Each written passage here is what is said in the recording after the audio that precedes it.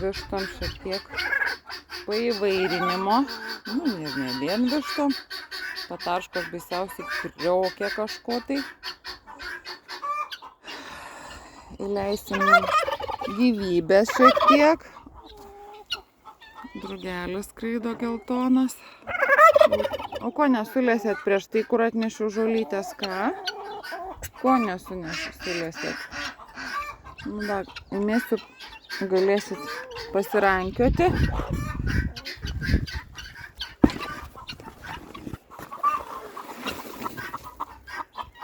Nu va. Pakrapstykit. Tas kalakutas gražuolius visas išsipūtęs. Vaikšto, vantuks išlinda. Jie prie žąsies tupi, pasižiūrėsim, kas čia visi savo vietose. Nes pas mus čia veiksmas vyksta, va. Arčiau neįsiu, nes trukdau. Žąsis tupi. O ko ten kiaušinį šunė? Kyšo, va. Antinas, antytė turiu padėti.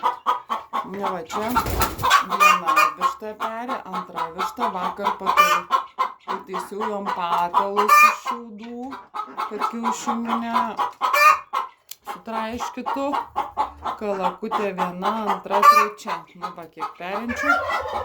Nes jeigu taip įdedi šiaudus, aišku, geriau dėti kiaušiniam, bet jos taip pat šiaudus iškapsto ir nebelieka geriau pjuvenos, bet pjuvenų jau nebeturim. Nu va, viena ruošiasi kiaušinį dėti vargšį be užpakalinį plunksnų. Nu, neik, tu labai iškapstai viską. Patarškos grožis koks. Na va, taip ir vyksta gyvenimas. Kalakutės pirmo perėjimo tik vieną žąsiuką išperėjo, bet ir tas neišgyveno. Dabar dar perim. Tai žiūrėsim, kaip čia bus.